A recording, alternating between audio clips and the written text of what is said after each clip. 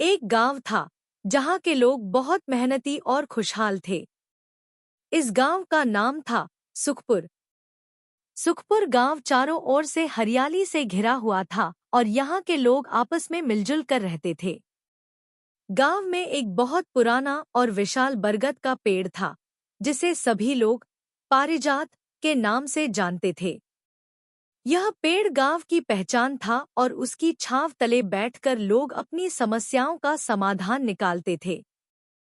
पारिजात पेड़ के पास ही एक छोटी सी झोपड़ी में एक बूढ़ी महिला रहती थी, जिसका नाम था सुमित्रा। सुमित्रा दादी सभी गांव वालों के लिए आदर का प्रतीक थी। वह बहुत ज्ञानी थी और अपनी कहानियों से बच्चों और बड़ों को ज्ञान और प्रेरणा देती थी। हर शाम गांव के बच्चे और युवा पारिजात के नीचे जमा होते और सुमित्रा दादी से नई नई कहानियां सुनते। उनकी कहानियों में अक्सर नैतिकता, प्रेम और एकता का संदेश होता था। एक दिन गांव में अचानक एक अजीब घटना घटी।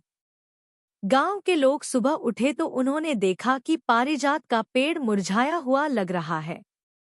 पेड़ के पत्ते सूख रहे थे और फूल गिरते जा रहे थे। यह देखकर सभी गांव वाले चिंतित हो गए।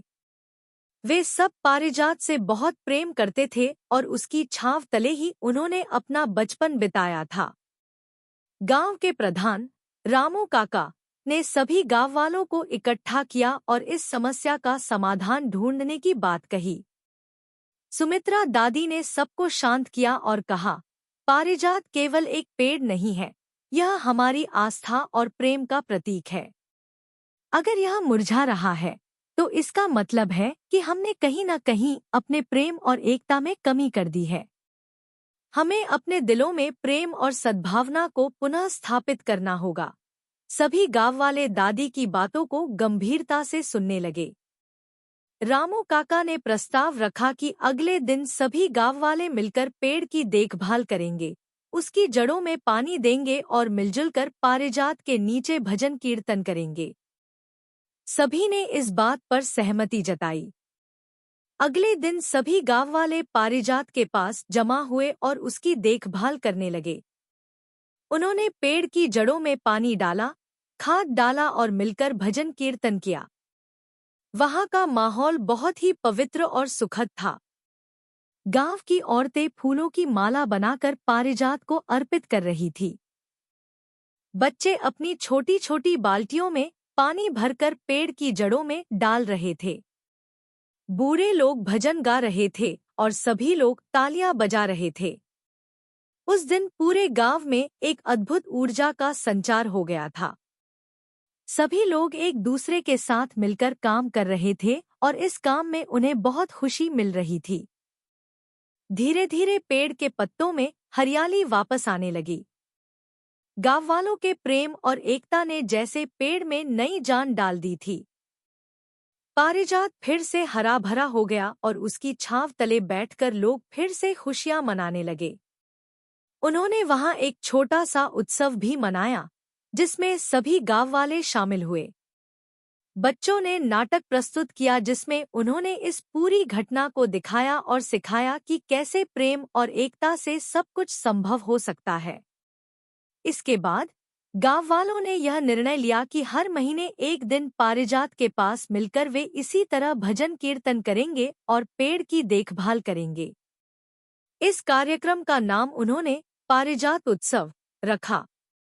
इस उत्सव के दौरान गांव के लोग अपनी खुशियां, अपने दुख और अपनी समस्याएं एक दूसरे के साथ साझा करते। इससे गांव में आपसी प्रेम और विश्वास बढ़ता गया। सुमित्रा दादी ने भी एक दिन गांव वालों को एक खास कहानी सुनाई। उन्होंने बताया कि कई साल पहले जब सुखपुर गांव पर एक भयंकर सूखा पड़ा था, तब भी पारिजात पेड़ ने गांव वालों को आसरा दिया था। लोग उसकी छांव में बैठकर एक दूसरे का साथ देते थे और इसी तरह उन्होंने उस कठिन समय का सामना किया था। दादी की इस कहानी ने गांव वालों को और भी अधिक प्रेरित किया और उन्हें यह समझ में आ गया कि पारिजात केवल एक पेड़ नहीं, बल्कि उनकी संस्कृति और एकता का प्रतीक है। एक दिन गांव में एक और विचित्र घटना घटी। गांव में एक व्यापारी आया जिसका नाम था पन्नालाल। पन्नालाल ने गांव वालों से कहा कि वह पारिजात पेड़ को काटकर वहां एक बड़ा बाजार बनाना चाहता है, जिससे गांव वालों को बहुत पैसे मिल सकते हैं और उनका जीवन और भी आरामदायक हो सकता है। कुछ गांव वाले लालच में आ गए और इस प्रस्ताव पर विचार करने लगे। लेकिन रामू काका और सुमित्रा दादी ने गांव वालों को समझाया कि पैसे से हर चीज नहीं खरीदी जा सकती। पारिजात पेड़ उनकी धरोहर है और उसे काटना अपने इतिहास और एकता को नष्ट करने जैसा होगा। रामू काका ने पन्नालाल से कहा, हम अपने पेड़ को कभी भी नहीं काटेंगे। यह पेड़ हमारे जीवन का हिस्सा है, हमारी पहचान है। हम पैसे के लिए अपनी पहचान नहीं खो सकते। पन्नालाल को गांव वालों के इस प्रेम और एकता को देखकर बहुत आश्चर्य हुआ और उसने हार मान ली।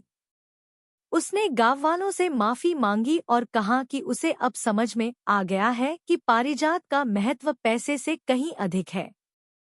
गांव वाले इस घटना के बाद और भी अधिक मजबूत हो गए। उन्होंने यह ठान लिया कि वे अपने गांव की पहचान और अपनी संस्कृति की रक्षा के लिए किसी भी हद तक जाएंगे। उन्होंने पारिजात पेड़ के चारों ओर एक बाड़ लगा दी और वहां एक छोटा सा मंदिर भी बना दिया, जहां लोग रोज पूजा करने आते थे और पेड़ की देखभाल करते थे। समय बीतता गया और सुखपुर गांव में खुशहाली बढ़ती गई। गांव में अब हर महीने पारिजात उत्सव मनाने के साथ साथ हर साल एक बड़ा मेला भी आयोजित होने लगा। इस मेले में आसपास के गांवों से भी लोग आते थे और पारिजात पेड़ के दर्शन करते थे। इस मेले में तरह तरह के खेल, नाटक, संगीत और सांस्कृतिक कार्यक्रम होते थे, जो गांव के बच्चों और युवाओं को अपनी संस्कृति से जोड़े रखते थे। एक दिन गांव में एक छोटी बच्ची आई जिसका नाम था राधा। राधा बहुत ही चंचल और जिज्ञासु थी। उसने सुमित्रा दादी से पूछा, दादी, पारिजात इतना खास क्यों है? क्या इसमें कोई जादू है? दादी ने मुस्कुराते हुए राधा को अपनी गोद में बैठाया और कहा, हाँ राधा, इसमें जादू है। लेकिन यह जादू किसी तिलिस्म का नहीं, बल्कि प्रेम, एकता और विश्वास का है। जब लोग एक साथ मिलकर किसी चीज में विश्वास रखते हैं, तो वह चीज सच में जादू बन जाती है। पारिजात हमारे गांव वालों के प्रेम और विश्वास का प्रतीक है। राधा ने आंखें बड़ी करते हुए कहा, तो क्या यह पेड़ हमें हमारी इच्छाएं पूरी कर सकता है? दादी ने हंसते हुए कहा, हाँ, लेकिन तुम्हारी इच्छाओं का आधार प्रेम और सद्भाव होना चाहिए। जब तुम किसी चीज की सच्चे दिल से इच्छा करोगी और वह दूसरों के भले के लिए होगी, तो पारिजात तुम्हारी मदद जरूर करेगा। राधा ने मन ही मन यह सोच लिया कि वह हमेशा अपने गांव और लोगों के भले के लिए ही प्रार्थना करेगी। सुखपुर गांव की खुशहाली और पारिजात पेड़ की महिमा की कहानियां दूर दूर तक फैल गईं। आसपास के गांवों से भी लोग पारिजात के दर्शन के लिए आने लगे और वहां की शांति और सौहार्द को देखकर प्रेरित होते। धीरे धीरे सुखपुर गांव एक आदर्श गांव बन गया, जहां लोग न केवल अपने लिए बल्कि एक दूसरे के लिए भी जीते थे।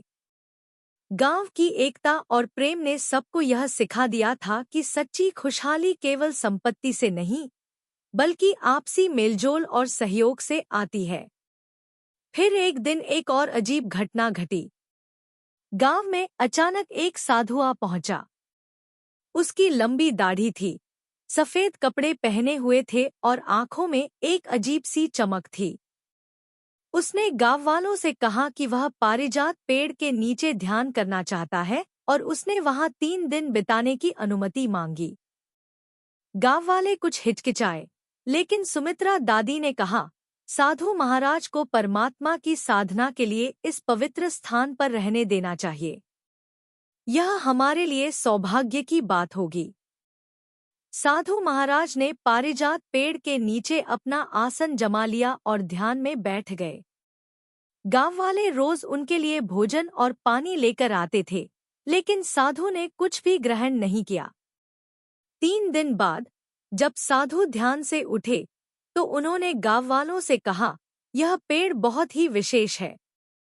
इसमें बहुत शक्ति है, लेकिन इसकी शक्ति को बरकरार रखने के लिए इसे सिर्फ देखभाल से ही नहीं, बल्कि पूरे गांव के लोगों के त्याग और प्रेम की आवश्यकता है। साधु की बातें रहस्यमय थी और गांव वाले उनकी बातों का मतलब समझ नहीं पाए, लेकिन उन्होंने साधु महाराज का सम्मान किया और उनकी बातों को अपने दिल में बसा लिया। साधु महाराज के जाने के बाद गांव वालों ने देखा कि पारिजात पेड़ के तनों पर अजीब सी चिन्ह उभर आए थे। चिन्ह जैसे किसी खास संदेश को दर्शाते थे। रामू काका और सुमित्रा दादी ने गांव वालों से कहा कि यह परमात्मा का संकेत हो सकता है और हमें इसे समझने की कोशिश करनी चाहिए। गांव में एक पढ़ा लिखा युवक था जिसका नाम था मोहन। मोहन को पुरानी लिपियों और चिन्हों का ज्ञान था। उसने पेड़ पर बने चिन्हों को ध्यान से देखा और पाया कि वे एक प्रकार का प्राचीन संदेश थे जो प्रेम, त्याग और एकता के महत्व को दर्शाते थे। मोहन ने गांव वालों को बताया कि यह संदेश यही कह रहा है कि जब तक गांव के लोग एक दूसरे के लिए त्याग करेंगे और प्रेम पूर्वक रहेंगे, तब तक पारिजात पेड़ हमेशा हरा भरा रहेगा और गांव में खुशहाली बनी रहेगी। लेकिन यदि लोग स्वार्थी हो गए और अपने लाभ के लिए काम करने लगे, तो पेड़ मुरझा जाएगा। इस बात ने गांव वालों को और भी प्रेरित किया और उन्होंने यह ठान लिया कि वे अपने स्वार्थ को त्याग कर हमेशा एक दूसरे की भलाई के लिए काम करेंगे। कुछ समय बाद गांव में एक और घटना घटी।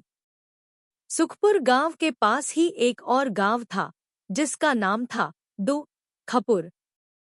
दो खपुर गांव में लोग बहुत ही स्वार्थी और आपस में लड़ते झगड़ते रहते थे। वहां के लोगों ने सुखपुर की खुशहाली के बारे में सुना और उन्होंने वहां आकर पारिजात पेड़ को हड़पने की योजना बनाई।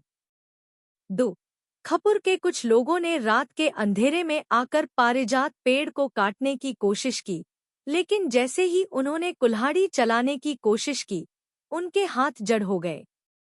वे किसी भी तरह से पेड़ को नुकसान नहीं पहुंचा सके। डरकर वे लोग वहां से भाग गए और इस घटना के बारे में अपने गांव में जाकर बताया। इस घटना के बाद दो खपुर के कुछ लोग सुखपुर आए और उन्होंने सुमित्रा दादी और रामू काका से माफी मांगी। उन्होंने कहा, हमने अब समझ लिया है कि पारिजात की शक्ति प्रेम और एकता में है। हम अपने गांव को भी सुखपुर जैसा बनाना चाहते हैं। कृपया हमें भी प्रेम और एकता का मार्ग दिखाएं। सुमित्रा दादी ने उन लोगों को अपने पास बैठाया और उन्हें प्रेम, त्याग और एकता का महत्व समझाया। उन्होंने कहा, यदि आप सभी मिलकर अपने गांव में प्रेम और सद्भावना का माहौल बनाएंगे, तो आपका गांव भी सुख और शांति से भर जाएगा। दो खपुर के लोग अपने गांव लौटे और उन्होंने वही किया जैसा सुमित्रा दादी ने बताया था। धीरे धीरे दो खपुर गांव भी बदलने लगा। वहां के लोग अब एक दूसरे के साथ मिलजुल कर रहने लगे और अपने स्वार्थ को त्याग कर दूसरों की मदद करने लगे। कुछ ही महीनों में दो खपुर गांव भी सुखपुर जैसा खुशहाल बन गया। सुखपुर और दो खपुर गांव के लोग अब मिलकर पारिजात उत्सव मनाते थे और एक दूसरे की खुशियों और दुखों में भागीदारी करते थे। समय बीतता गया और सुखपुर और दो खपुर दोनों गांवों में खुशहाली बढ़ती गई। अब इन दोनों गांवों को लोग सद्भावपुर के नाम से पुकारने लगे थे। पारिजात पेड़ की महिमा और उसकी शक्ति का संदेश दूर दूर तक फैल गया था और लोग इसकी छांव में बैठकर अपने जीवन में प्रेम, त्याग और एकता का महत्व समझने आते थे। एक दिन सद्भावपुर में एक और घटना घटी। एक नौजवान युवक जिसका नाम अर्जुन था, गांव में आया। अर्जुन बहुत ही कुशल तीरंदाज था और उसने कई प्रतियोगिताओं में विजय प्राप्त की थी। उसने गांव वालों से कहा कि वह पारिजात पेड़ के पास एक तीरंदाजी प्रतियोगिता आयोजित करना चाहता है, जिसमें वह अपने कौशल का प्रदर्शन करेगा। गांव वाले अर्जुन की बात सुनकर रोमांचित हो गए, लेकिन सुमित्रा दादी को कुछ संदेह हुआ। उन्होंने अर्जुन से पूछा, बेटा, तुम क्यों यहाँ इस प्रतियोगिता का आयोजन करना चाहते हो? इसका उद्देश्य क्या है? अर्जुन ने कहा, दादी, मैं दुनिया को यह दिखाना चाहता हूँ कि मनुष्य की शक्ति और संकल्प से सब कुछ संभव है। मैं इस पेड़ के पास एक ऐसा तीर चलाऊंगा जो सीधा इसके सबसे ऊंचे पत्ते को छुएगा। दादी ने उसे समझाने की कोशिश की कि पारिजात पेड़ शक्ति प्रदर्शन का साधन नहीं है, बल्कि प्रेम और एकता का प्रतीक है। लेकिन अर्जुन ने किसी की नहीं सुनी और प्रतियोगिता का आयोजन करने का निर्णय लिया। प्रतियोगिता के दिन गांव के सभी लोग पारिजात पेड़ के पास जमा हुए। अर्जुन ने तीर चलाने की तैयारी की और जैसे ही उसने तीर छोड़ा, अचानक से एक तेज हवा चली और तीर पेड़ के पास पहुंचते ही नीचे गिर गया। अर्जुन यह देखकर हैरान रह गया। उसने फिर से प्रयास किया, लेकिन हर बार कुछ न कुछ अजीब घटना घटती और उसका तीर लक्ष्य तक नहीं पहुंच पाता। अर्जुन को समझ में आ गया कि यह कोई साधारण पेड़ नहीं है, बल्कि इसमें सच में कोई दिव्य शक्ति है। उसने सुमित्रा दादी से माफी मांगी और कहा, मैंने इस पेड़ की महिमा को समझने में भूल की। अब मैं जानता हूँ कि सच्ची शक्ति हमारे अहंकार में नहीं, बल्कि प्रेम और एकता में है। अर्जुन की माफी स्वीकार की गई और उसने गांव वालों से वादा किया कि वह अपने कौशल का उपयोग अब लोगों की भलाई के लिए करेगा। इसके बाद अर्जुन ने गांव के बच्चों को तीरंदाजी सिखाना शुरू किया, लेकिन साथ ही उन्हें यह भी सिखाया कि किसी भी शक्ति का सही उपयोग क्या होता है। वह बच्चों को सिखाता था कि शक्ति का उपयोग केवल दूसरों की रक्षा और भलाई के लिए होना चाहिए, न कि किसी को नुकसान पहुंचाने या अपनी ताकत दिखाने के लिए। समय के साथ अर्जुन सुखपुर और खपुर दोनों गांवों का प्रिय बन गया। उसके प्रशिक्षण से बच्चे न केवल शारीरिक रूप से मजबूत बने, बल्कि उन्होंने जीवन के मूल्यों को भी समझा। अर्जुन ने अपने अनुभव से गांव के लोगों को यह सिखाया कि कैसे संयम, समर्पण और प्रेम से जीवन को सफल बनाया जा सकता है। सद्भावपुर अब पूरी तरह से प्रेम, एकता और सद्भावना का प्रतीक बन चुका था। पारिजात पेड़ की छांव तले गांव के लोग हर दिन कुछ नया सीखते और एक दूसरे की भलाई के लिए प्रयास करते थे। पारिजात अब केवल एक पेड़ नहीं था, बल्कि एक ऐसा प्रतीक था जिसने दो गांवों को एकता के धागे में पिरो दिया था। उसकी छांव तले सद्भावपुर के लोग यह प्रण लेते थे कि वे हमेशा एक दूसरे का साथ देंगे और किसी भी परिस्थिति में अपने मूल्यों से समझौता नहीं करेंगे। इस प्रकार सद्भावपुर की कहानी हमें यह सिखाती है कि प्रेम, त्याग और एकता से किसी भी समस्या का समाधान संभव है। अगर हम अपने स्वार्थ को त्याग कर दूसरों की भलाई के लिए काम करें, तो न केवल हमारे जीवन में खुशहाली आती है, बल्कि हम समाज को भी एक बेहतर स्थान बना सकते हैं। पारिजात पेड़ की कहानी एक ऐसा संदेश देती है जो हमें हमेशा याद रखना चाहिए। सच्ची शक्ति हमारे प्रेम और सद्भाव में है, न कि हमारे अहंकार में।